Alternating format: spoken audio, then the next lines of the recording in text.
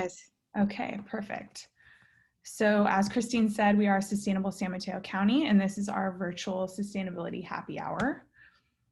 Here is our guest, if you want to read a little bit about Mathis. And Mathis, I'll let you kind of take it from here if you'd like to do a little intro before we start trivia.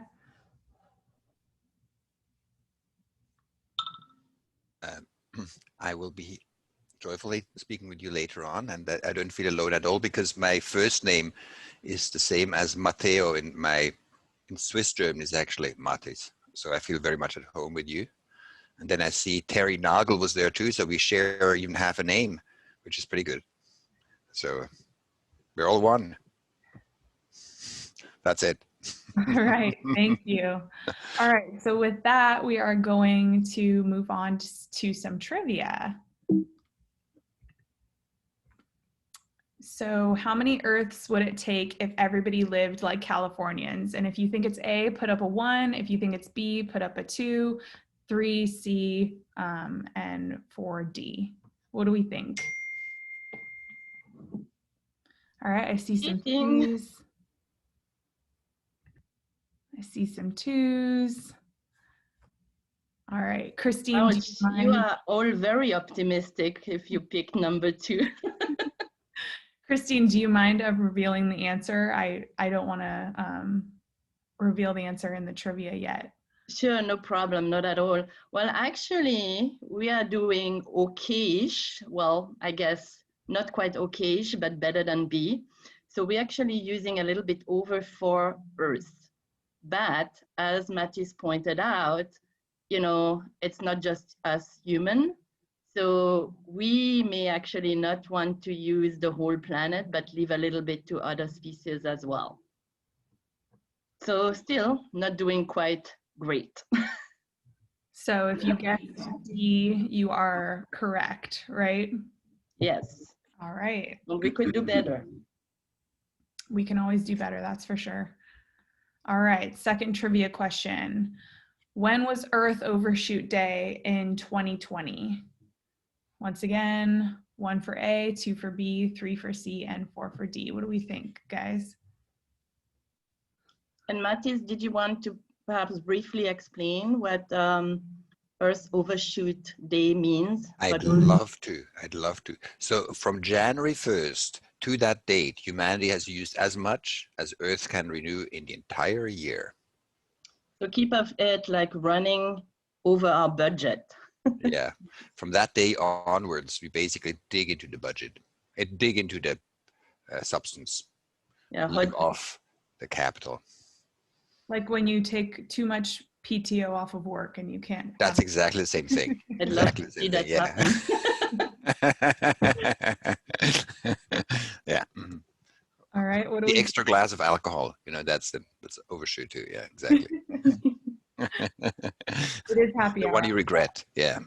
Okay, so who wants to say something? Valerie, what do you think? Not to put you on the spot. But you are. So Valerie is saying number 3rd, August 22nd. Terry's saying 3. We've got more 3s. And Valerie and the others with number C are actually correct. And that's why we've been pleased to welcome Valerie recently to our board of directors. Very qualified. Yeah, super. You passed the test. Okay. All right, here we go. On to the next one. 3. When would it have been if everybody lived like folks in San Mateo? And we're still talking about Earth Overshoot Day. So yeah. Everybody around the world lived like you folks. Yeah, and I mean, I think when we say us, San Mateo, kind of like looking at the average Californian. Yeah. Oh boy, I'm afraid. So Valerie says 3. What else do we have? David, what do you think? Not to put you on the spot. Veronica says... I'll say 2, April 15. And let's see. Ouch. Well, I guess you're optimistic, all of you, because it's actually number A, February 12th, sadly. No. Yep. What are we San Mateoans doing that the rest of California is not? That's Actually, a question for Matthew. we just localize it to make it feel a little bit more at home, but we actually don't know what the footprint is of San Mateo per person. So we assume it's the same as Californian average, which may be totally wrong, but it may be also quite close. I don't know. So there is hope. There's always hope. Always hope. Yeah. All right, interesting. I've never heard of that term before, Earth overshoot. Learning something new every day. All right. So I'm gonna let Mathis jump into his slides before we get into discussion, and he's gonna take it from here. All right, so I'm not sharing the screen. Nope, it's all yours now. Yeah, so okay, so I'm gonna share here. Here I come, share, and then I think now you can see. Can you see my slide now? Awesome. Good. Yep. So welcome, and let me also look at my clock to make sure I don't use more than 10 minutes, so we can have a lot of conversations. And it's wonderful to be with you. Thank you so much. It would be much more wonderful, of course, to click the classes together, but we can do that, like click the camera. Christine asked me to talk about reducing the footprint. I said never, because we actually abandoned saying reduce your footprint about 15 years ago, even though we are a footprint organization. And the reason is I went to Chile on one of my speaking tours, world proud to tell people to reduce their footprint. I had these buttons called reduce your footprint, all these kind of things. And a very clever student at the back of the room, she said, why should I reduce my footprint? So that you can eat more chocolate? And so what I learned from that, obviously, is that the question is, what's in it for the others? What's in it for you? Like, if you don't feel it's necessary for yourself, it's very unlikely that you move, and you just see it as a moral obligation and you fight it. Anyhow, so clearly we do have to reduce our footprint overall, but how do we get there? And so our metabolism is quite large. So if we do kind of very simple calculation, we add up all the demands we make on nature for everything on the surface of the planet. So we use space for food, for fiber, for absorbing CO2, for our houses, everything. We add that up. It corresponds to this year 1.56 fold what Earth can renew. And it's lower this year than last year because this year we had lockdown, and so we kind of got shrunk a little bit. In comparison, how many Earths do we want to use? And as Christine already said, maybe not the entire planet, because there are other species too. We are one out of perhaps 10, 100 million species. So they need space and food too. So E.O. Wilson says if we use half the planet, we may be able to keep 85% of biodiversity. So if we look at like the ratio between how much we use and how much would be a use that is compatible with maintaining biodiversity and also stable climate, it's more than a factor of 3 apart. That's just world average. Obviously, consumption is not distributed average either. So that's just going to recognize, yes, there has to be like a reconciliation in some ways. But what I would like to focus on is actually this. The problem with sustainability is that I think we know too much rather than too little, but much what we know, I think, may not be so. So that's the opportunity, what's actually different that we may think. And I want to look at 2 particular things, 2 aspects that we may want to revisit. The first one is the following. The fact that one planet is not a goal. It's just a context. Eventually, we will have to live off regeneration, whether we like it or not. The choice is not whether we want to live on 7 planets or 1. The choice is, do we want to live within the planet's means by design or disaster? So the COVID situation actually was a bit of a disaster move, forcing us to consume less, not systemically improving our situation, coming with a lot of suffering, or we could do it by design. That's a big choice. So the big point to say, one planet is not a goal, it's not a noble kind of aspiration, it's just context. So the question is, do you want one planet prosperity, or do you want one planet misery? That's our choice. The second point I would like to kind of reshift a little bit is the following. It's a little bit of a story, an analogy of how we look at climate change currently. We sit in a boat, and then we recognize there's a storm coming, and say, oh my God, there's a hole in my boat. And then we say, okay, let's have a climate negotiation. Let's negotiate. Who has to fix their boat first? Who is willing to fix how much of their boat? What's your contribution to fixing your boat? And you think, well, that's a little bit silly. I mean, isn't it like if you can see a storm come, why wouldn't you fix your boat?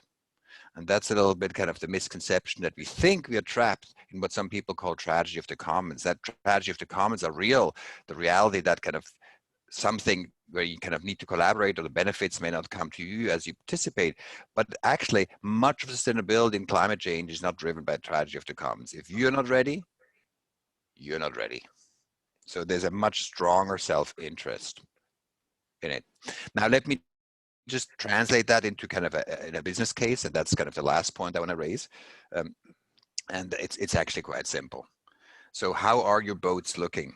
You can go to our map at datafootprintnetwork.org and compare like every country from 1961 till today. You can see how have trends changed in terms of how much regeneration do they have in the country, which is the ultimate limiting material parameter for an economy. How much do we have? We call that biocapacity. How much do you use? We call that ecological footprint over time. This is the world. Let's look at it in more details. This is how the world has moved over the last 61 years. So because of agricultural intensification, we have increased the green line, how much is being regenerated, maybe not in a sustainable way, but that's kind of, we see this increase. The demand has gone up even more rapidly. As we said, now the red line is about 56% higher than the green line, and the dotted green line shows where E.O. Wilson thinks how much we should use. So we can see the difference here. That's over time. Now, let me just kind of push that graph a little bit together so there's space for the future. Let's make space for the future. So it's the same graph again. It's essentially my lifetime. I was born in 1962, so that's my life. Then you can say, okay, if we just go business as usual, we just assume things continue like that. Is that even physically possible? So the damage to the planet is not how much more we use compared to how much we have, but really it's the area under the graph. It's the accumulation. It's a deficit spent, like accumulated over time. And so even at the current deficit, we already have a massive carbon debt in the atmosphere, one that actually commits us to over 2 degrees Celsius already now. And so it's kind of unlikely that we can just kind of keep on going like that. If we took the IPCC 1.5 degree strategy and went down very rapidly, still we would add more deficit or debt to the current debt. But obviously it's a better direction, but it's still adding debt for some time. So we don't really know how the future look like. But what we do know is that with every investment we make today, actually there's a physical dimension. We may buy a power plant, we build a new house, we build a new road, a new child is born. All these things have very long lives compared to how quickly we move into a climate change and resource constraint future. So the point is not to say investing is bad. The point is to say we know how the future will look like, that there will be climate change and resource constraints. We know that the things we put in place today will have a very long life. Much of their life, they have to operate in a very different context. And the question becomes, are they suitable for the future that we can anticipate? Because if not, you'll be stuck with stranded assets. If they're very suitable, it's actually great. Then we know people will want to live well, they want to sleep, they want to eat, they want to move around. If your assets enable people to live well on fewer resources, that will be very valuable. So the lesson is actually quite easy. Sustainable means it's value generating. Unsustainable means it's living off liquidation of our assets. So if we build things that are not suited for that future we can anticipate, two things happen at the same time. That's why it's a double risk. We will lose value. Obviously, it's not valuable anymore. And even worse, it's like when you fall down and you think there's a mattress on the floor and people just pull the mattress as you fall. We will lose the value at the worst time because we need our wealth to get through bad times. But at the bad time, the value will vanish and we won't even have a mattress to catch us. So that's quite a double risk. That's why it's pretty much a no-brainer from my perspective to say, wow, if you want to make a good choice for yourself, don't invest in stranded assets. So in essence, and that's kind of the lessons, moving to investing in sustainability is pretty much like brushing your teeth. You know, it's kind of a, it's not a noble thing. You just do that every day, you know. So, and it's not just to kind of lose, not to have cavity today. It's an investment in your own health or the health of your teeth in the future as well. It's kind of something we see that's necessary. We don't debate, say, oh, I'm so noble, I brush my teeth. You know, that's kind of where we need to get to recognize, wow, ultimately building sustainability is like brushing your teeth. With that, I close for today my presentation. Here's my email if you have questions. Also, please contact me, but even more so if you'd like to go on trips, but you can't because that's COVID, go to data.footprintnetwork.org. You can travel the world on footprint data, click on maps and see where countries are at, how they're moving, and get some thread out of that. All right, cool. Does anyone have any initial questions for Mathis before we jump into discussion?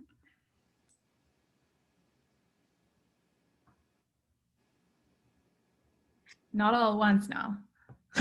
Can I just was curious, Mathis, about like how you got into this, like what drove you to get where you are today with this sustainability. Yeah. This whole footprint thinking, and now you may hear a lot about footprint, actually started back 30 years ago out of my PhD when the Brundtland Commission came on the world stage that started to define sustainability in a way that most people don't understand. But it was like the Rio conference, and this conversation started to go global.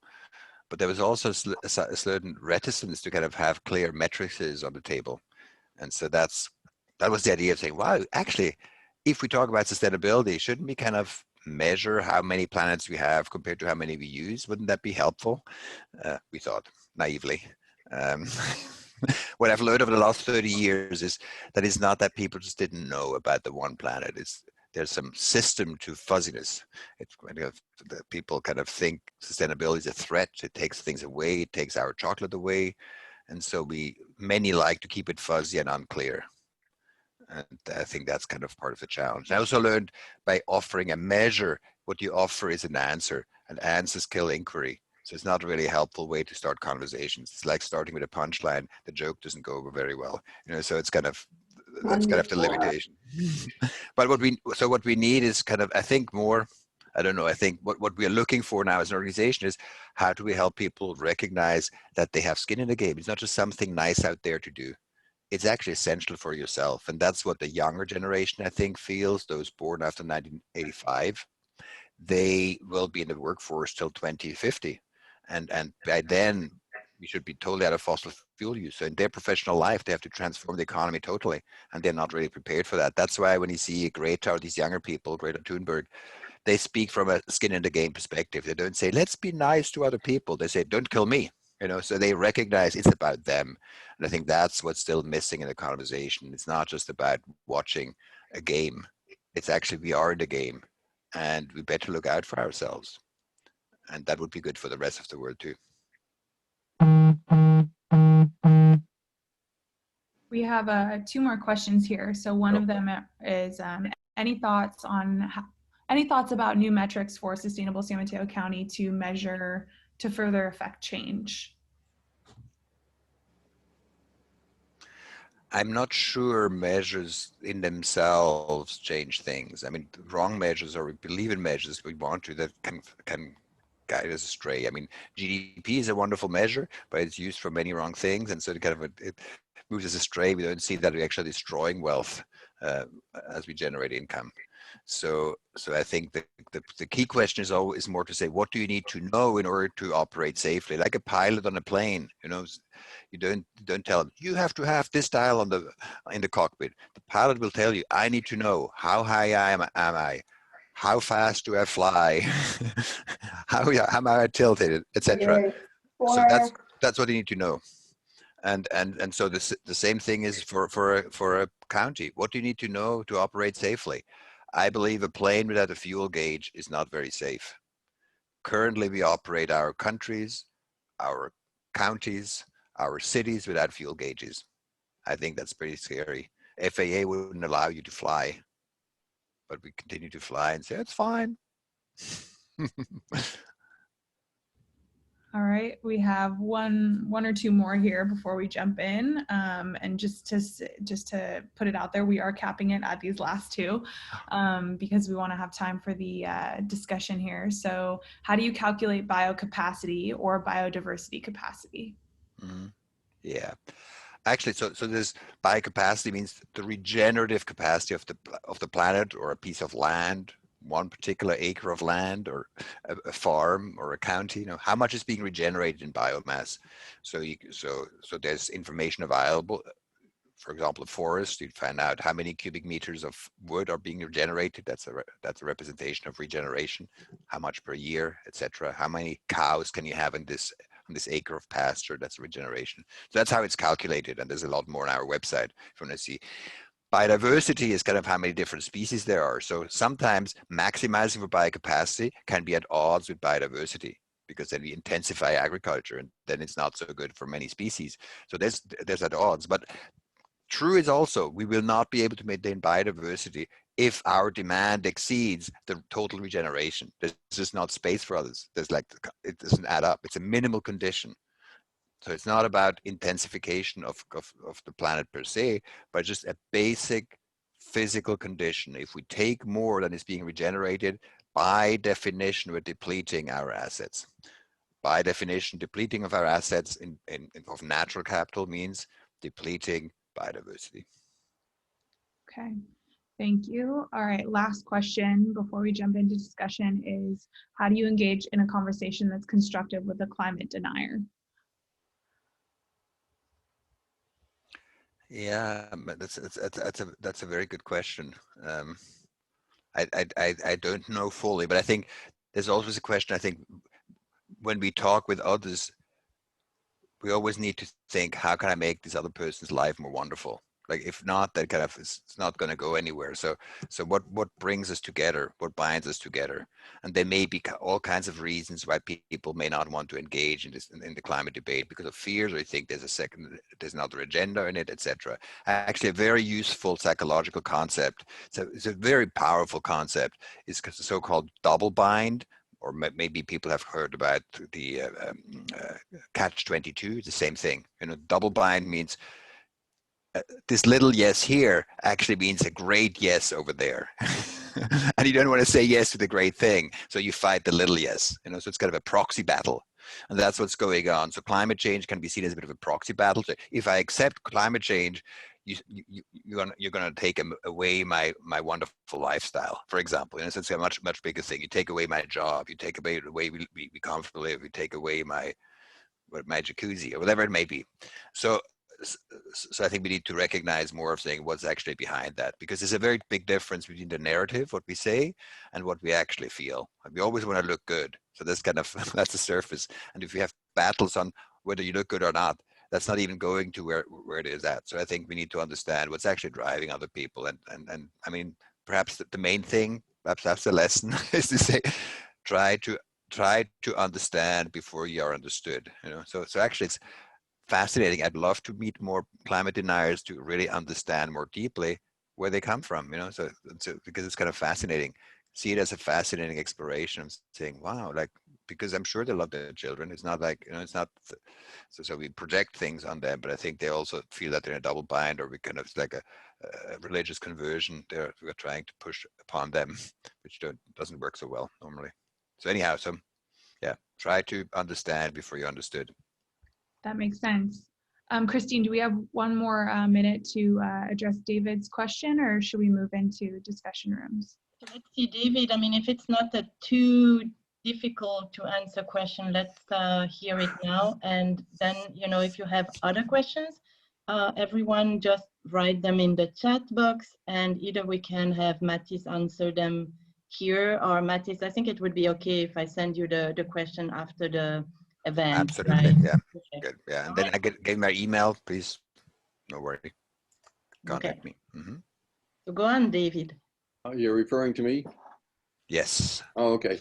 No, I had a question. Mathis, you used to have on your website, I don't know if you still do, a way that each of us could go into and have a little program that gave us an idea of how we stood in relationship to the world. Is that still on your website? Yes, and you can go directly by footprintcalculator.org. Directly gets you there, and you can do it in Russian or Hindi. Okay, well, how about English? That too, yeah. Well, I think that'd be a good idea for everyone to do, to try it and give you a sense of where you're at. Also, Mathis, I did very quickly, I want to remind you, you probably don't remember, about 25 years ago, Masha Pagels and I were one of the early founders of this organization, actually met with you over in Oakland and talked about this thing. It was the first time we got the ecological footprint into our indicators report. So yay. Thank you for that. Thank you. Hooray. Awesome. All right. One more thing before we jump in. Don't give away our age. Before we jump into our discussion questions, I'd like to get a group photo. So I'm going to change to gallery view real quick. And this should help us kind of advertise the on social media. So if you want to opt to turn your camera off, go for it. Now is the time. But I will be snapping a photo. So raise your glass. all right, raise your glass, everybody. Oh. Okay. 1 and 2 and 3. All right, thanks guys. Okay, so we've got 2 discussion questions to explore in our breakout rooms, and I believe the chat will stay up. So let's just put these. I have them in, Gianna. I'm just going to retype them right here. Perfect. And then you can pick one that your group gravitates towards. Let's say your group wants to do, number 2 instead of start with number 1. That's totally fine. It's just meant to be a discovery question for everybody to explore. And move the date means how do we move Earth Overshoot Day into the future? Not August 22nd, but hopefully October or November, or best December 31st. Perfect. And I think I'm going to start the breakout rooms. So we just, broke everybody into different breakout rooms, like pretty random. I'll give you about 20 minutes to explore these questions a little bit more in depth and, share insights. And then I will bring back everyone into the bigger room, and we'll do a quick debrief. And yes, then that will be it. So have a fun, Awesome. in-depth conversation. Here you go.